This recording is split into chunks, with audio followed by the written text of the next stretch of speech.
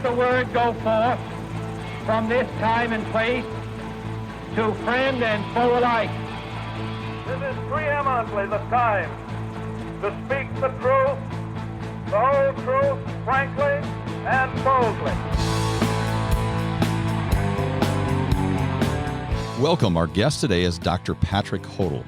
He is the chair of History and Foreign Language Department at Culver Stockton College in Canton, Missouri, where he teaches world civilizations, the Middle East, the age of the Crusades, medieval Europe, and classical Greece and Rome.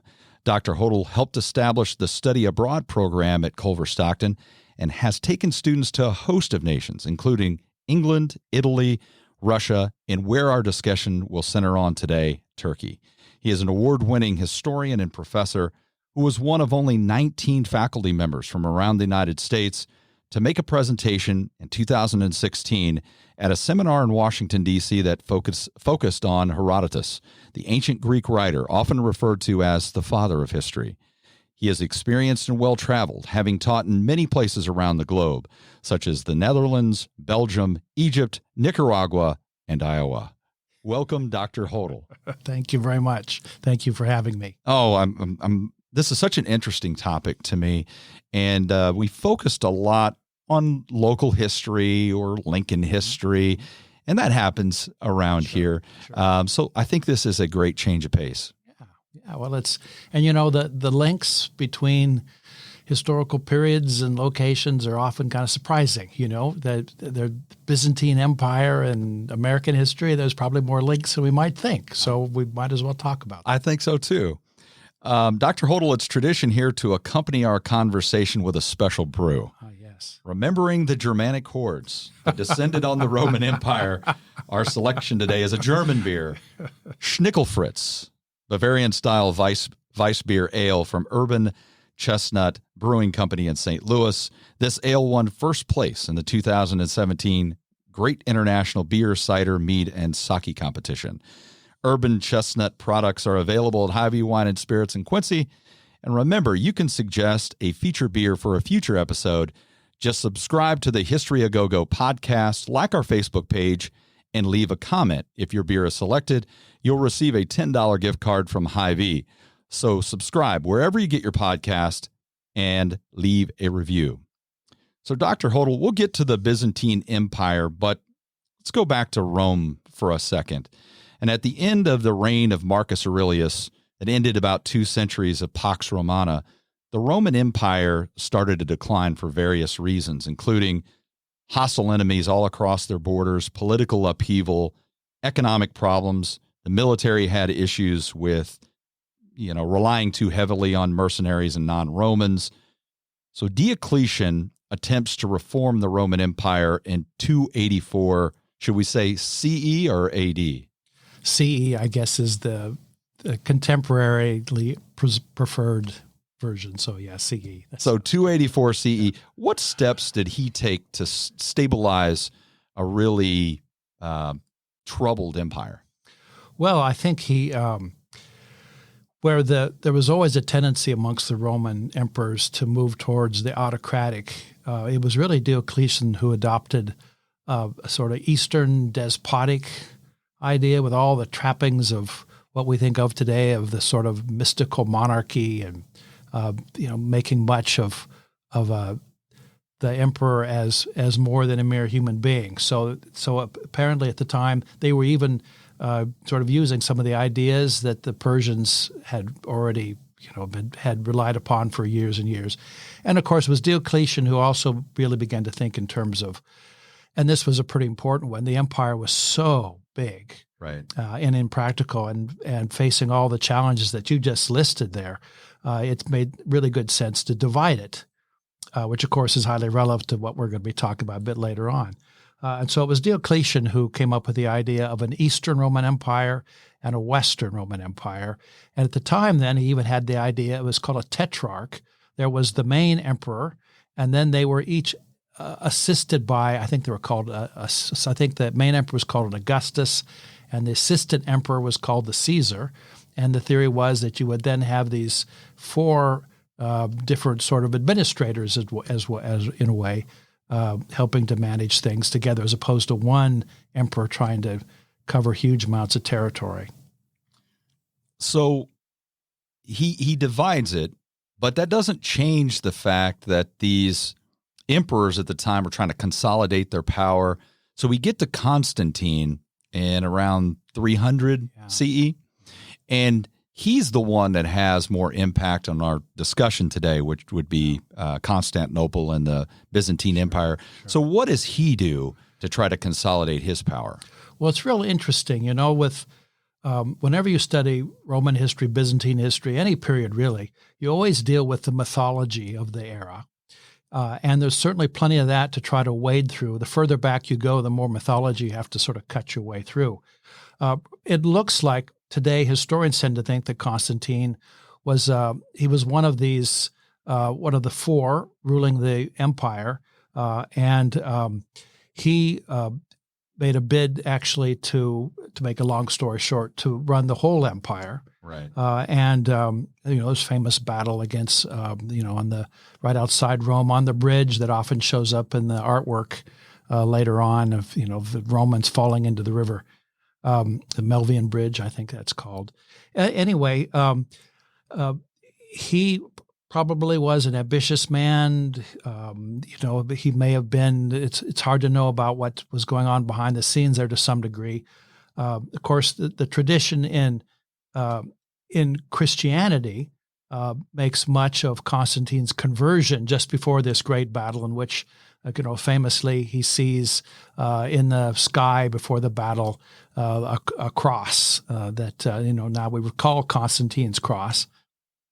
And he then becomes this champion in the Christian version. And after all, those were our sources. Eusebius is our main source for Constantine's life, was his main biographer. And Eusebius was just gushed over Constantine. And of course, Eusebius was a bishop. And so he saw Constantine as carrying through sort of a divine project to bring the empire together and to eventually Christianize it. We know now that though that's the tradition of Constantine, the great Christian emperor, we know that in fact he really he was a very practical. There was probably a good reason why he was very successful, because he was very savvy, and he wasn't in a position didn't want to alienate his pagan subjects yet. So the issue of his conversion is always an interesting one, and much is made of the fact that it really wasn't supposedly until his deathbed that he actually was baptized. That's how I remember it. Right. But his mother was. But his mother, yeah. So the tradition that Saint Helena was a good Christian, but he managed the empire well. He probably a better way to think about Constantine as the Christian empire was as a Christian emperor is Constantine as a tolerant emperor who was prepared to tolerate the Christians along with the pagans. And it was only at the very end that he actually showed sign of real preference. Famously, and here we're working our way around to the city of Constantinople. Right. He took a previously established city that went way back into it was a noted Greek city, back in the 3rd, 4th century BCE, and he took Byzantion and turned it into his own capital. That's what it eventually turned into, certainly his city. And we know, for instance, that in some of the early buildings that he built there apparently were a couple pagan temples, because he was trying to make an attractive city that would represent all of Rome in Constantinople. So he was a savvy, clever, smooth operator. Could be quite ruthless. All those it's a perfect combination for a successful emperor. I'm not sure if this is true, but and maybe I'm remembering the history wrong, but was there a thought? Did he have a thought that he might locate the capital and rebuild the ancient city of Troy, but then chose Byzantium instead? Or am I wrong about that? No, that's right. The idea was, and I guess there are myths that and every step of the way with Constantinople, which was kind of the secret for its success and its and the reverence towards which the world, at least the Mediterranean world, looked towards Constantinople, was that everything about it has a sort of mythological story that connects it to some decision by God to find the perfect location for a Christian city. So there's a tradition that he wanted to build it on Troy, but and I forget exactly the story, but he got some sort of vision or was encouraged somehow to relocate instead to Byzantion. And there was a good reason why he went to the site of the old Byzantium, or what we know as Constantinople. All you have to do is look at a map to know that if you are trying to manage a vast empire, it is a brilliant location. It's got water on two sides. You're right there at the bridge between the east and the west. You control traffic in and out of the Black Sea. So it was a very sound strategic decision to build where he'd built. Well, we know that because it lasts. And it did. Thousands of years. Yeah, for so long. And to some degree it did because it was such a brilliant location. It was very hard to capture. It was captured, of course, eventually, right. But it lasted a long time. Well after Rome had been sacked on numerous occasions. Yeah. And in fact, Constantine moves the capital of the Roman Empire to Constantinople, correct? He does it, especially his successors move it there. Okay. And Rome was proving to be, already even before that, Rome was proving to be kind of a problem. And some emperors had been operating from Milan or from Ravenna, because Rome was just not as well located. It was a ways from the water. It needed access to the Eastern Mediterranean a little better. So there was good reason to maybe think about moving it someplace else. So those Germanic tribes that were bothering the western part of the empire, it's not as if the eastern part were completely free of threats, but there must have been far less. Yes, I think that's true. I mean, the poor West, you look at the 3rd, 4th, 5th centuries, and the maps and textbooks of all these these kind of terrifying colored arrows of Goths and Visigoths and Vandals, and it's a terrifying notion of these barbarians. That's what you get as a child, like as a grade school. Exactly. That's right. The Ostrogoths. Yeah. And we had the Goths, images, the Vandals, and they images of them are terrifying with great drooping mustaches, or at least that's the way the pictures are painted. Right. So yeah, I mean, and Rome was much harder to defend, and the passageways, the geographical passageways were much easier. So Rome was, they were facing some real difficulties with holding those borders, and just the location of Constantinople, there's more water around it and more defensible borders. But you're right; they certainly they had their own enemies, the Persians and the Avars and all these, and another batch of arrows zeroing in on the Eastern Empire as well as the West. So the Nova Roma, is that Constantine or is that after Constantine? The idea of the new Rome. Yeah, I think that's after Constantine. Again, he sort of gets credit for it, but I think that was really a little bit later on that they, and even that, for quite a while, the Byzantines, they had, not say an ambiguous relationship with Rome, but Rome still had, there was quite a bit of aura around Rome as the older capital. And Constantinople had to struggle a bit. Again, one of the reasons why you could say the people of Constantinople spent so much time cultivating stories and traditions and mythologies and even propaganda about the sort of mystical nature, the God-given nature of Constantinople, is because Constantinople had to prove itself as an equivalent to Rome. I'm not sure they would have ever claimed to replace it, but that they would see themselves as sort of, you might say, continuing Rome, but further east. And it lasted 1,000 years after the fall of the western part of the empire? It did. Constantinople, yes. So often we talk about the fall of Rome, we really talk about and that's why I was wondering about that, because sometimes that's the way people view it, that the Roman Empire fell. But that's not really the case, because customs, traditions, and laws were all continuing that were Roman customs, traditions, and laws, but in the eastern part of the empire. Absolutely. And you could argue in some ways the Roman Empire still isn't entirely gone. Think about where the center of Christendom is today, and it's, why? It's because it's Rome. But I think that that's such a good point. We tend to for whatever reason, we talk about the fall of the Roman Empire, we just concentrate on Rome. And then, of course, the sort of 450 is roughly when we think about that happening. But the truth is that Rome had another 1,000 years and the Byzantines, who eventually we call the Eastern Romans Byzantines, saw themselves very much as Romans. And in fact, their contemporaries called them Romans. So the Roman Empire really lasted up to 1453, not so long ago, when it finally fell to the Ottoman Turks. But it had a long run. And I always compare that to Columbus's voyage, which isn't less than 50 years after that. Yeah. And I think of the New World and the Old World in those terms. I don't know if I'm correct to do that, but that's how I like to juxtapose those two things. It's so interesting, isn't it, to think how close. So we have 1492 for Columbus's expedition, and we have 1453 for the end of Rome as a separate thing, within decades of each other. And it's really interesting that talking about how you could say Rome never fell in some ways.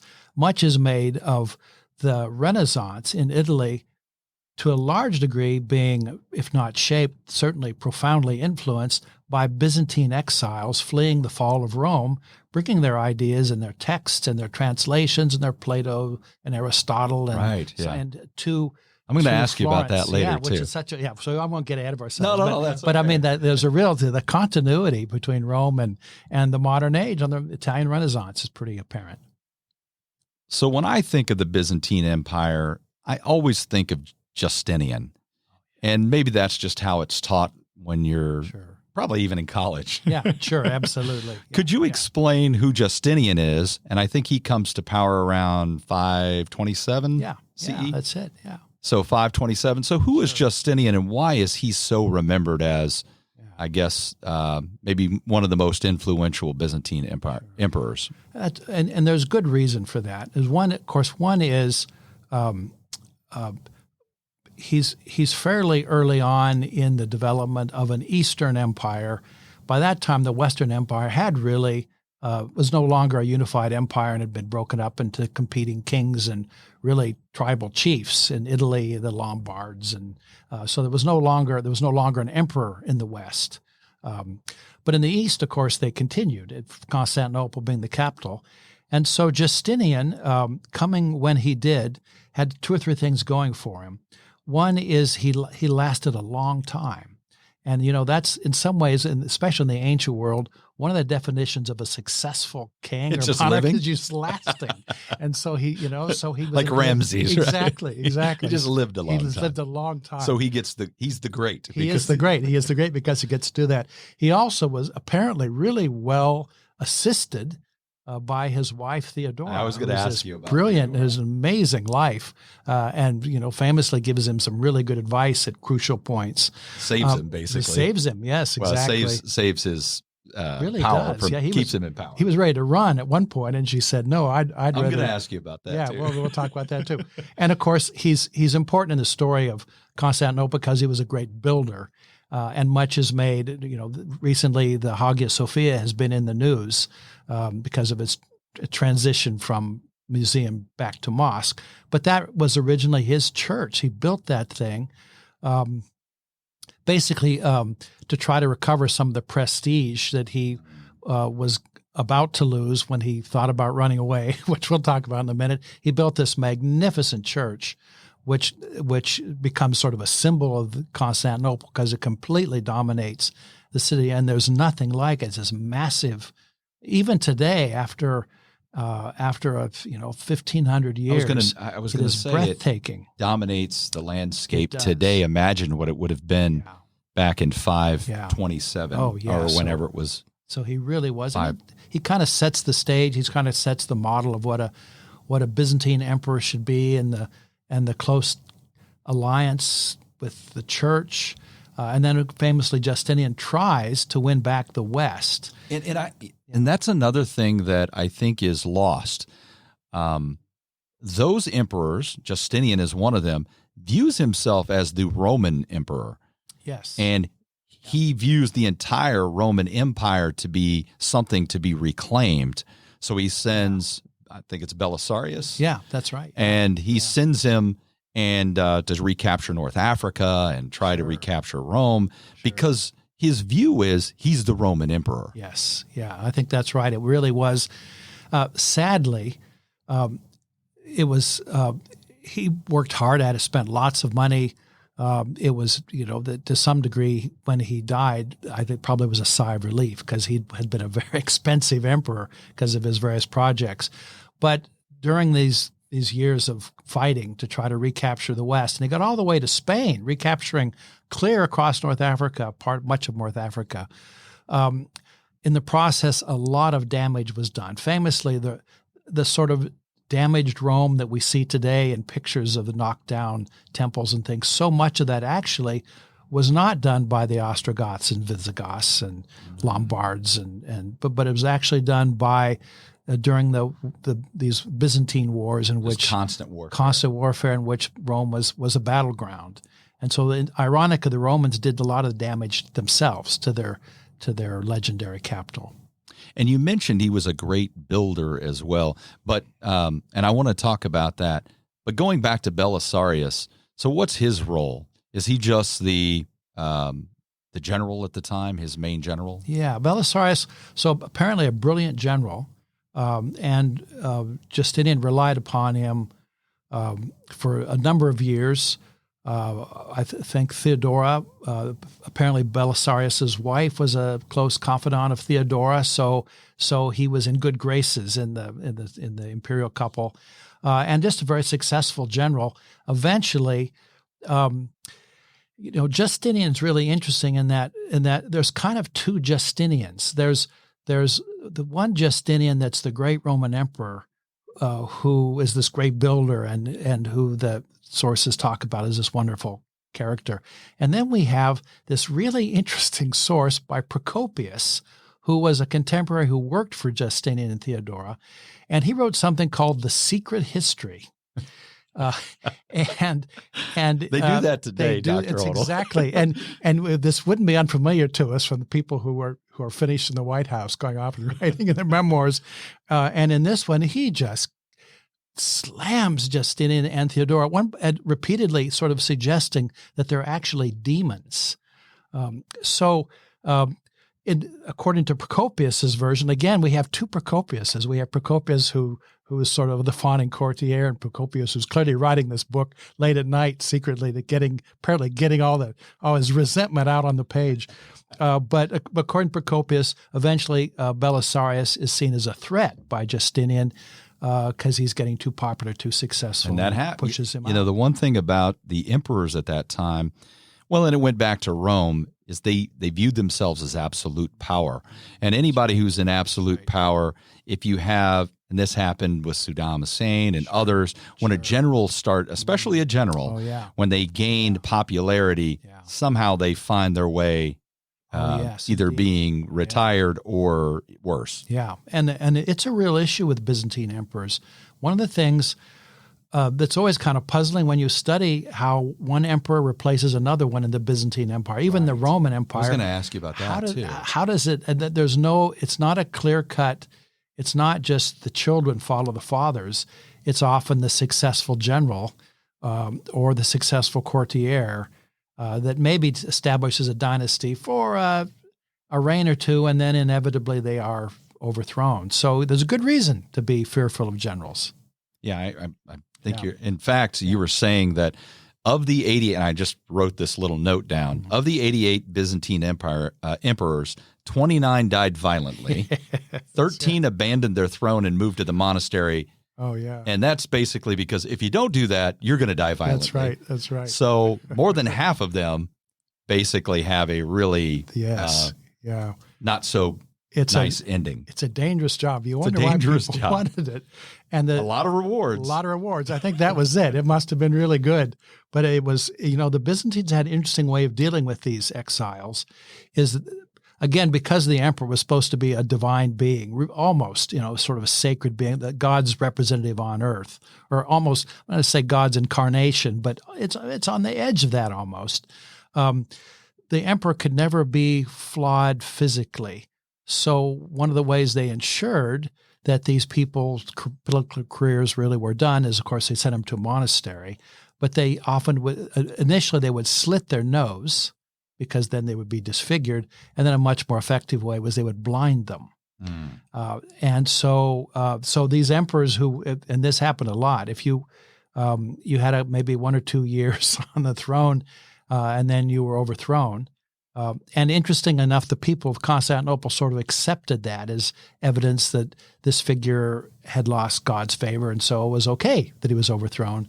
And then off they went to, there were a couple islands off the coast where there's monasteries where they could put these former emperors to live out their days blind or with no nose. And that was, at the time, it was seen as humane. Slitting somebody's tongue or nose sounds hideous to us, but they weren't killing them was the idea. So according to the rules of the values of the time, that was seen as quite a civilized act. The idea of projecting strength, obviously for an absolute dictator, makes total sense, but that's not something that's changed over time either. When you were talking about that, it made me think of Adolf Hitler, who never would exercise because he was always afraid it would put him in this like precariously awkward position, or he would look like he was struggling if he was running, or so he would never he would never exercise basically. Yeah. And in fact, he wouldn't even walk up hills when he was at the Berghof. He would go down the hill walking down, so it was effortless. Sure. And then they have a car waiting down there, and it was all because of projecting strength. He would not wear or use an umbrella. Isn't that interesting? That seeps its way into the modern American military because a male soldier cannot use an umbrella in uniform. Really? So there are little vestiges of things like that still around. Isn't that interesting? I am wondering, because of the distance and all the problems that had happened in the West, as you mentioned, about 450 or so, because of that distance, they do maintain some of the laws and traditions and teachings. But how does the Eastern Empire develop differently than the West? Because it kind of develops almost as its own type of culture. It really does. When we talk about Roman history, that as in the history coming out of Rome and the Republic and then the Empire established by Caesar Augustus and later, that is a Rome that has, of course, in part of its history, has conquered Greece, and also because to some degree Rome was even early on influenced heavily by Greece, because that was sort of the cultural center of the Eastern Mediterranean. Right. It took on all these Greek ideas, famously the gods, the Roman gods, Greek gods are the same, just different names and that sort of thing. So there always was this Greek influence. Architecture looks very similar. Absolutely. But the Romans, of course, made much of their legal tradition and their sense of civic duty, which was an important thing, their gravitas. So there was a kind of hard-headed Romanness, the Roman administrator, the magnificent Roman engineers that build roads straight across their territories. So that was a kind of a major feature where Greek civilization was seen as part of their educational structure, but not necessarily essential to being a good ruler. That is, particularly being sensitive to Greek tradition. When the empire became more Greek, and that's really what happened with Byzantine Empire. It was just that it moved towards the east. It became more Greek and less Roman. Greek, right? Exactly, and in time they spoke Greek, though they continued to use both languages.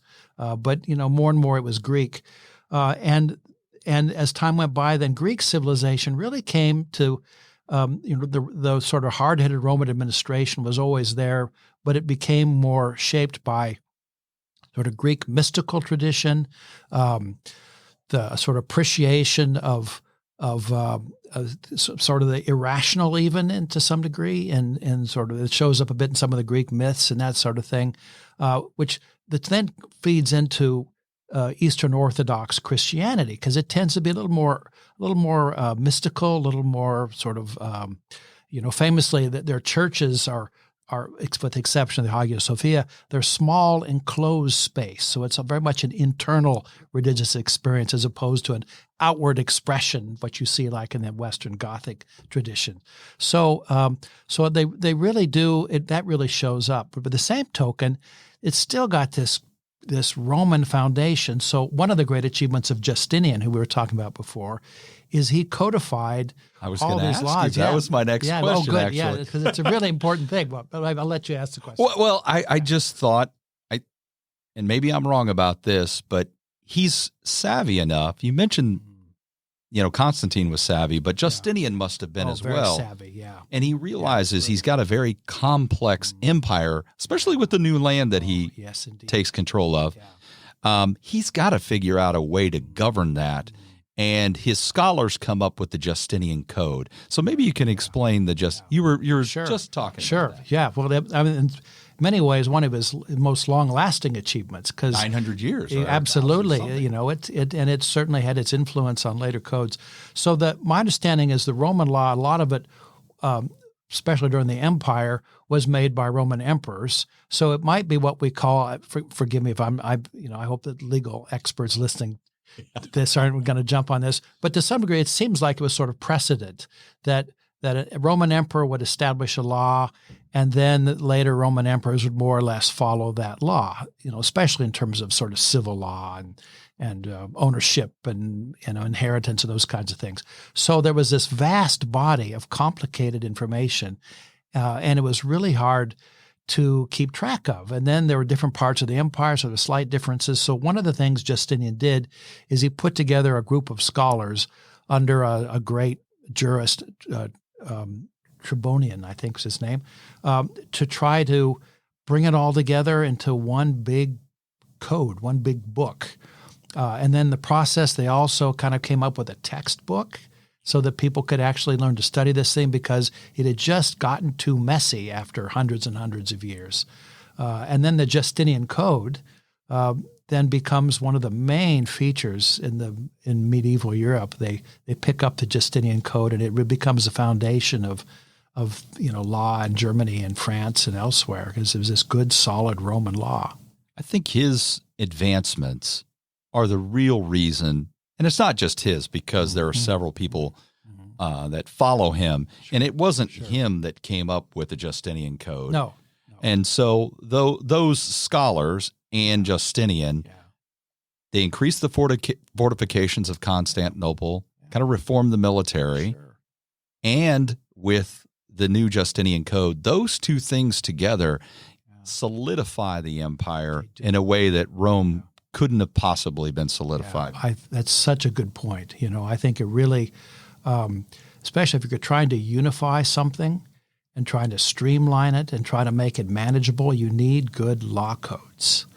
And one of the reasons that the empire lasted as long as it did is because it had good administration. That really was, you see all the challenges they're facing during that period, but they managed to hold together, and a lot of it was they had good, smart administrators, well-educated, and they had this law code. Is your point well taken? And to Justinian's credit, somebody who has absolute power to relinquish that thought, to give over to the scholars the ability to empower them to create the code, he deserves credit for that. He does deserve credit. And, he picked good people. He was good at picking good people, so he picked the right ones and he supported them. It was very serious. Of course, he expected to have his name on it, which of course it is. But that's, that's right. That's right. That's exactly. Probably not. So, he gets credit for that. And he deserves it. I think that's true. And he did leave a well-organized system. Okay. So now it sounds like Justinian is just cruising along, and he's created the code, the economy's better, he's captured a lot of the Roman Empire, but things don't always go well for Justinian. They don't. And of course, the big one is the plague, which apparently was just devastating. And we think it was the first appearance of the bubonic plague, which is going to show up again and again and again. And poor old Constantinople got hit more than once with that. That's the thing. I was going to ask you about that too, because this idea of a global pandemic, it's something that's happened in human history over and over again. And Constantinople specifically is hit incredibly hard right at the end of Justinian's time, and then reoccurring for the next few hundred years at least. Yeah, it was. I mean, that it's hard to get the numbers on these things, but a third to a half of the city's population, and it's also, again, back to why Constantinople was so successful, is because it was such a good trading center. So all this wealth was coming in because there they were, the bridge between East and West. But the flip side is that's where all the diseases, of course, came through as well. So people coming in from all over the place. Yeah, it is perfectly positioned for that type of economic exchange. Yeah. But as you mentioned, that's not the only thing that gets exchanged. No, that's right. So that was pretty rough. And so it's at the same time we have these invasions, these wars. Justinian keeps fighting these endless wars, and you can imagine an army is very prone to not just the dysentery and sort of traditional diseases that went with armies, but the plague.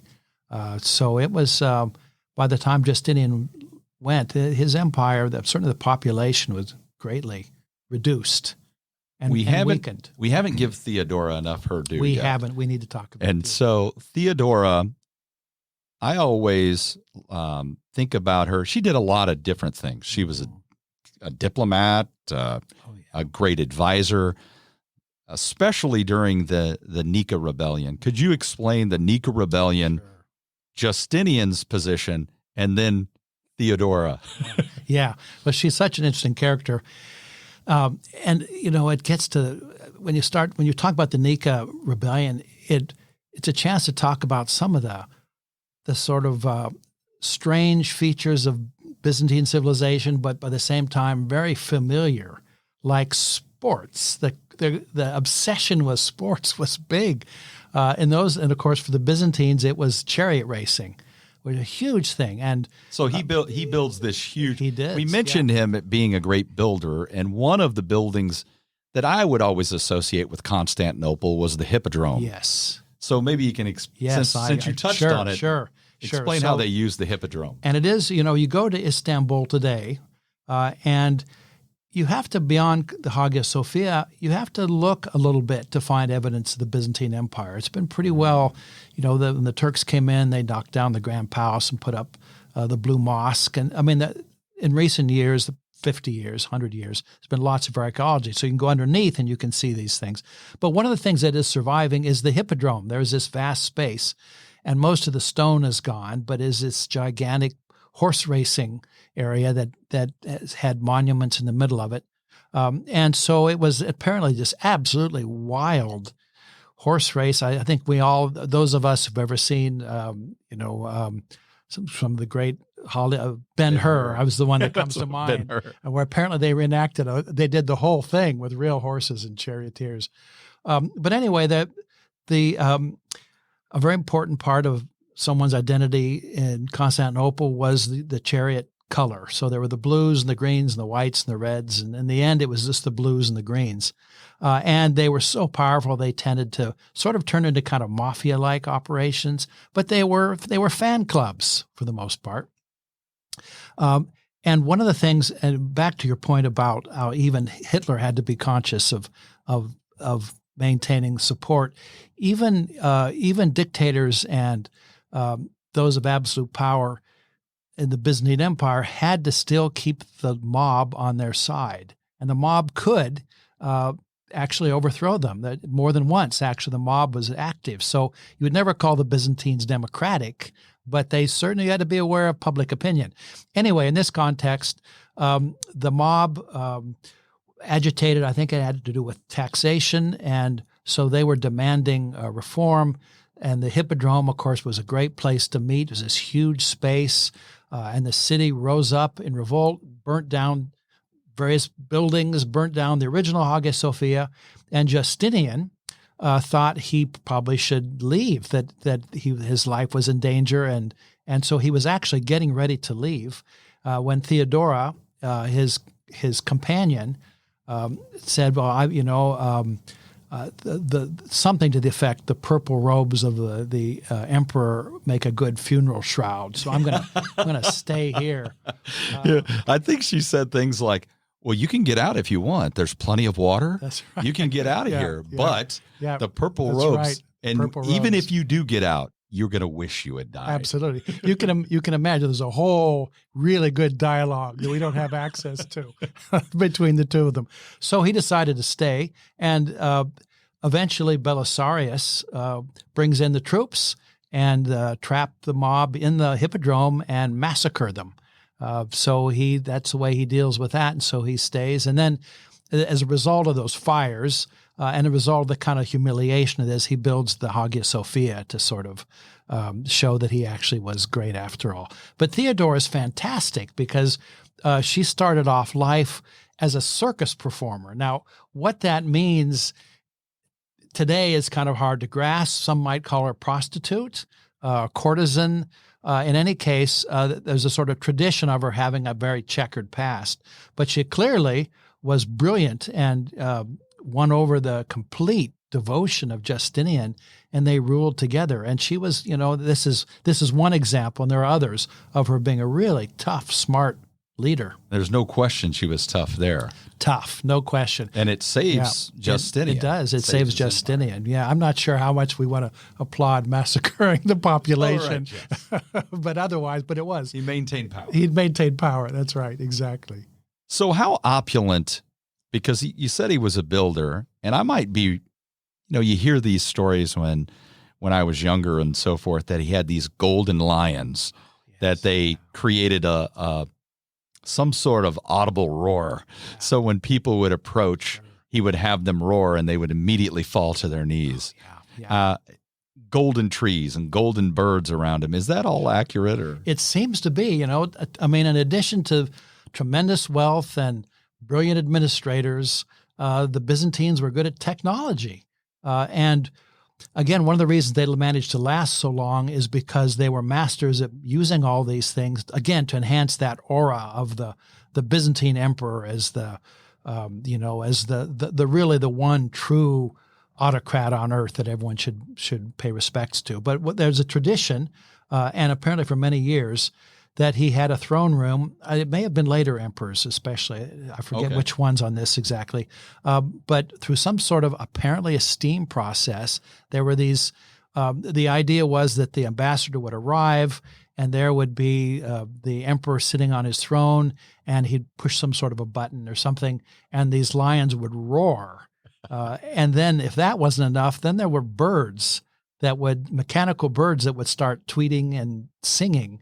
And then, as the emperor, no doubt, sort of at this point, shaking in his shoes, a bit like coming before the great Oz, he would fall down on his knees and he would look up, and there was some kind of device in the throne that would make the throne raise up in the air, so that when he looked at the emperor once, he was at one level, and he looked again and he was higher in the air. And then, even more dramatic, there was some sort of a machine in which there was a quick change, and he could change clothing.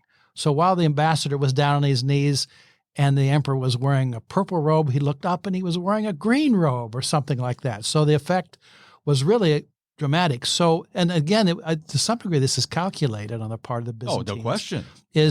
How do you keep barbarians, massive armies away from the walls? Well, you give the impression that this is no mere city. This is a special place.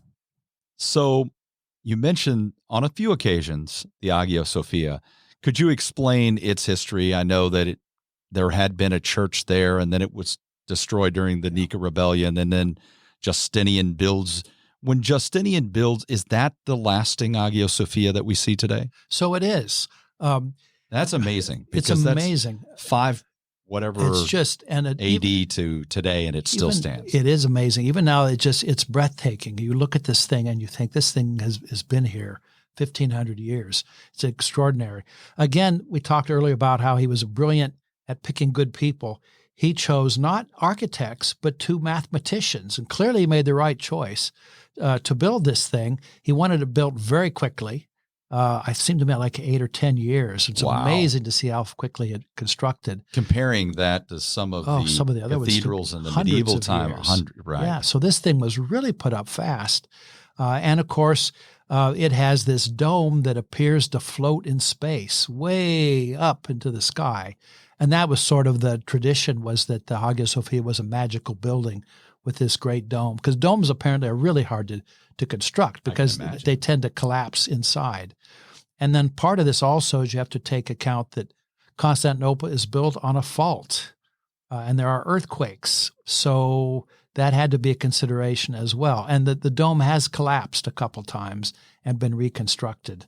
But it's this fantastic structure. It's a really kind of a giant square with this huge dome and then smaller domes around it. And it's really one big room. It's very different from, when we think of sort of other churches, there might be chapels and side sections, sacristies and stuff. And this is really one big, massive room.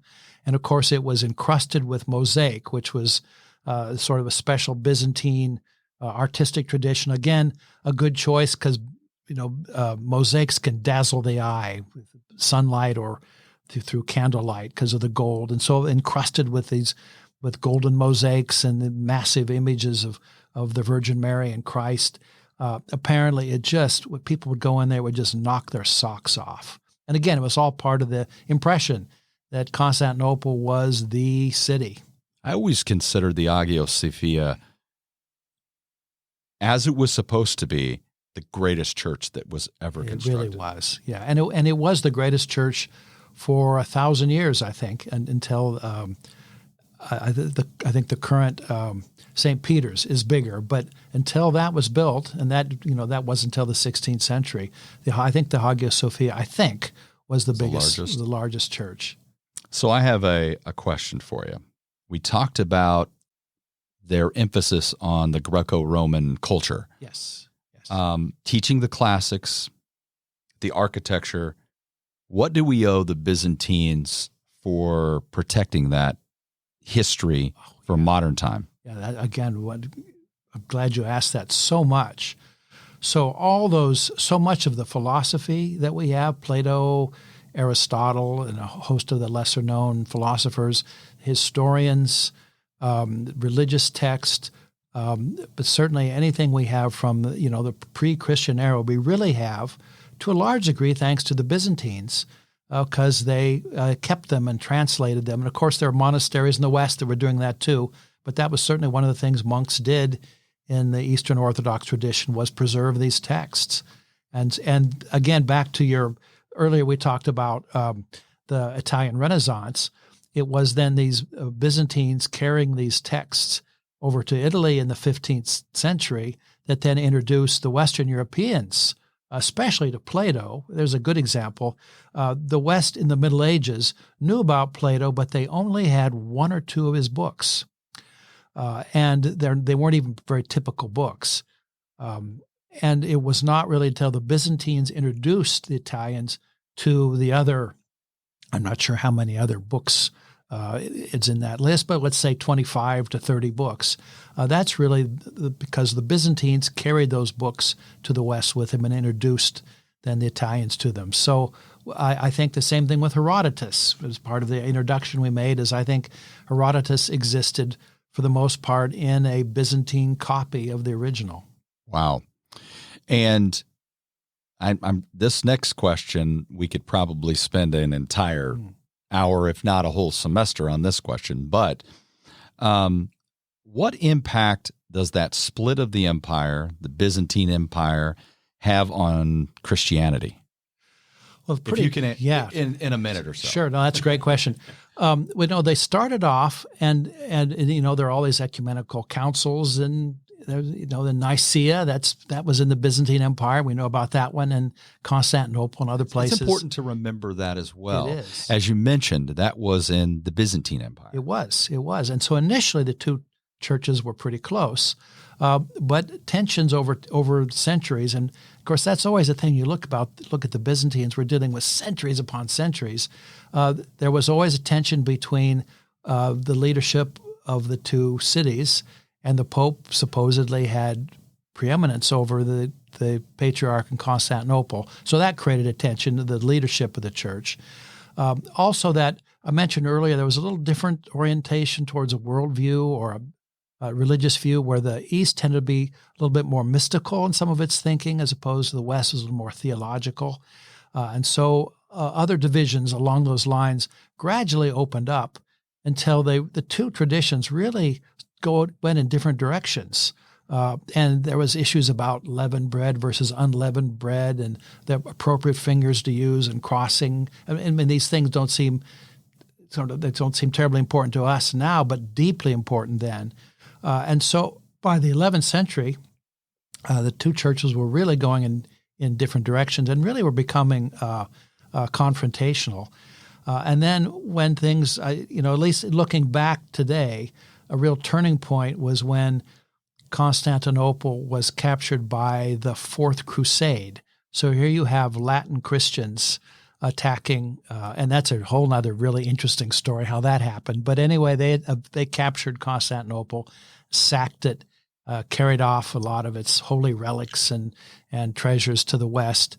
And of course, nowadays, if you talk to especially some from the Greek Orthodox tradition, they're very much aware of that seeming act of treachery by the Latin Church.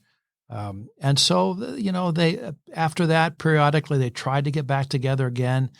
The Byzantines were even willing to think about reuniting with the Western tradition to get help against the Ottoman Turks that we know eventually did take them over. But it was really hard for them to do it. They just couldn't bring themselves to do it. The animosity was so great between the two. So you mentioned the Crusades, and that is another conversation entirely. But what happens in Constantinople from the First Crusade? Because I know in the First Crusade, 3 armies of knights and pilgrims showed up outside the gates, so it wasn't just the Fourth. So throughout those Crusades, what happens in Constantinople? Because aren't they the crossover point to get to the Middle East? And you made such a good point by bringing those up. We talk about the Fourth Crusade, where a crusade actually captures Constantinople. But for the previous 100 years, the previous 3 crusades, almost all of them, I think, went through there. So the Byzantines had to deal with these huge armies of crusaders. We're talking about medieval army. In some ways, they're like a medieval city. So you have soldiers, but then you have a whole host of family members and priests and suttors, and there's massive numbers. And the Byzantines dealt then with these rapacious, really hungry crusaders that had just walked clear across Europe to get there. These are tough characters. And they're tough characters. They're tough, ferocious characters. And so there were a lot of clashes before the Fourth Crusade between Constantinople and the Byzantines and the Crusaders again and again. And, later Crusaders, Frederick Barbarossa, the great German emperor crusader, at one point basically blackmailed the Byzantines and trying to get money out of them to pay for his crusades. So there was plenty of bad blood before the Fourth Crusade occurred. But yeah, so the poor Byzantines had to deal with this constant flow of smelly, obnoxious, aggressive, angry, ferocious crusaders. I'm sure the popes were happy to get rid of those characters. That's true. Send them to the That's Byzantines. Exactly. It's good. I'm sure you can just imagine some of the clerics wiping their brows to get rid of some local swaggering knight, send him off to the Holy Land, get him out of town. Their problems didn't end with the rise of Islam. Maybe touch upon the rise of Islam starts taking away and eroding the Byzantine Empire, and eventually it's only Constantinople that remains. Yeah. It's, of course, in the 7th century, Muhammad begins his ministry, and it spreads like wildfire very, very quickly in the Middle East. And up until that time, much of the Middle East had been controlled by the Byzantine Empire. So it was a direct threat to their territory. And eventually the Arabs besieged Constantinople more than once, and of course eventually failed to take it. But the emergence of Islam does see Byzantine territory reduced. It's a back and forth thing. At certain periods, the Byzantines win back territory. And initially, the Byzantines were happy to have Crusaders show up because they hoped to use them to win back some of that lost territory. But yeah, they lose a big section of their empire, and eventually, there are various Islamic groups that dominate the Middle East. There's the Abbasids and the Fatimids. We know them from the names of these great sultans, and that's the last great Islamic movement that dominated the Middle East was the Ottoman Empire that showed up in the 13th, 14th century. And they based their power really by being sort of border warriors, by fighting on the edges of Islam to expand the empire. And that meant that they were right up against the Byzantine Empire. And they even got very quickly into Europe. So that one of the things that really led to the collapse was they lost their territory to the Ottoman Turks until eventually 1453, literally all that was left was the city of Constantinople, a little bit in Greece and the Peloponnese and a few islands, but they had so dramatically shrunk. And to some degree, it really was the rise of Islam and other factors, but that weakened them dramatically. Well, they had a great run. They had a great run, didn't they? Yeah, isn't that the truth? To last that long, and then to last that long, especially, we talk about the sacking of Constantinople in 1204, but it lasted another 350 years. So they were masters at survival. They knew how to do that. So what happens at the very end? 1453? Yes, yeah. With the Ottoman Turks. So a very aggressive young sultan, Mahmud, known as Muhammad the Conqueror, was determined to capture Constantinople, and there had been earlier attempts to capture it. Again, back to the sort of technological genius of the Byzantine Empire, they had something called Greek fire that they could, it sounds like sort of napalm, like subjects they could shoot out of hoses and lighting other ships. So that was one of the things that kept them at bay. But eventually, they'd lost their navy. That was used in Game of Thrones. I bet it was. Yeah, it had to have been. I can imagine. Yeah, and it was kind of Byzantine. Isn't there one of the cities in that? So even HBO Byzantine, owns the Byzantine. I think that's they probably they true. owe the Byzantines. They also. do, exactly. Yes, exactly right. So they he was determined to capture it and surmount the failures of his predecessors, and even then it was a really hard fight. I think it was a 60, 70-day siege, and he had to bring in massive artillery to knock down the walls, and there were lots and lots of bloody failed attacks on the city. But finally, the last Byzantine emperor, Constantine the 11th, famously dies on the walls of Constantinople. Or, again, depending on what you think, he went into hiding and is sleeping underneath the city and will come back one day once the Greeks recapture it, whatever version. And then Muhammad then captures it, sacks the city for 2 or 3 days. That was the way you paid armies then, but stopped it because he didn't want to completely destroy the city. He's a very interesting character in that he, even while determined to capture Constantinople, he captured it because he also admired it and admired the tradition. So, for instance, the Hagia Sophia was Didn't he drop to his knees or something? He did. That's what I was. Yeah. He gets to the Hagia Sophia. He gets the Hagia Sophia and, thanks Allah for this great victory. And also, to some degree, says he's sort of horrified at the consequences of the city being captured as well, and stops the destruction and the looting. And from that point on, famously the Turks are tolerant of the Christian population that survived, and the Patriarch was allowed to stay. But of course, in time, Constantinople is turned into the capital of the Ottoman Empire, for the same reason it was the capital of the Byzantine Empire. It's brilliantly located, east and west, right there on a bridge, it's worth visiting today, not just for the Byzantine remnants, but the Ottoman structures and palaces are pretty magnificent as well. And they referred to it as Constantinople. They did quite often. They played with the name a bit. Istanbul, it seems to me in Turkish it's something like the city. Or it was something, something about the old Greek name or something. Yeah. That's what they kind of referenced the old Greek name for the that's probably true. And they, because they were, even now to some degree, the Turks see themselves as the heir of Rome. That they, granted they captured Constantinople, but they made it their capital as well. And, again, to some degree, participating in the tradition of the great city. Because they didn't destroy everything. They didn't destroy everything at all. No, they and even one of the reasons today Hagia Sophia is so interesting is the Turks didn't. Some cities they did pull down the mosaics and the images and that sort of thing, but they, for the most part, whitewashed them in the Hagia Sophia, so they were preserved.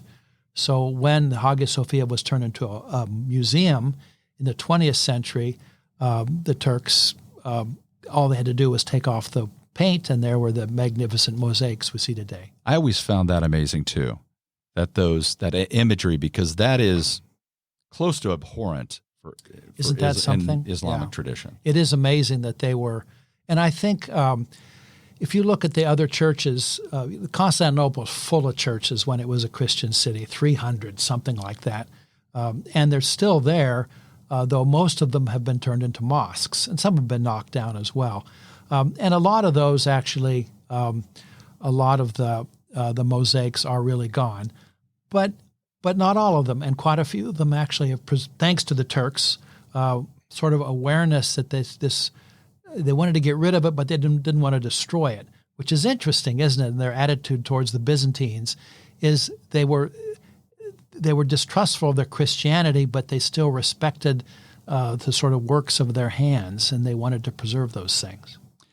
So just recently, they redesignated the Hagia Sophia back to a mosque. What impact is that going to have in the near future? Well, it's such for Turkey, and not only for the just the cultural part of it, but just the relationship with the West. It's a big question. It's the Hagia Sophia, I think, is the most visited site in Turkey, so it's a huge tourist draw. It's got to be one of the most visited sites in the entire world. Probably is, and of course, it's a World Heritage List site and all those kinds of things. So it's a really, really important place. I think it's been appreciated for years as this kind of neutral territory too. Here you have Christian imagery. Once it was turned into a museum, then the old mosaics were exposed, but the Turks also left these great discs that go around the middle of on the walls of the Hagia Sophia that are Islamic images. So you have this wonderful juxtaposition of 18th century Islamic decoration along with Byzantine Christian decoration. And so it really felt like such an important lesson, like a bridge, a lesson, that here was this neutral territory that religions could live next to each other. And of course it fit perfectly with Ataturk, who was the great Turkish president dictator who really sort of created modern Turkey. So the point he was trying to make was to sort of de-Islamicize Turkey. He felt that Islam was, to some degree, limiting its participation in the West. So he wanted to turn this into a museum. Erdogan, of course, had been in power now 17 years, struggling a little bit to stay in power and really feeling he needed to feed his base. That doesn't happen. Doesn't happen. Doesn't sound familiar at all, does it? And so the idea was there's been calls for years, but never serious ones really, to turn it back into a mosque. And so this act is really popular amongst his base. Really just to consolidate his power. Exactly. That really is. So we'll see what happens. I understand that the Christian imagery now is covered with curtains when it's being used as a mosque, and then when it's open to the public, they open the curtains up. So they're trying to walk a kind of tightrope of museum and mosque. We hope that goes okay. I would like to thank our guest today, Dr. Patrick Hotle, for the enlightening and interesting story of the ancient city of Constantinople and the Byzantine Empire. The featured beer was Schnickelfritz. That's a difficult... It is. It was good, though. It was very good. It's a Bavarian-style Weiss beer from the Urban Chestnut Brewing Company.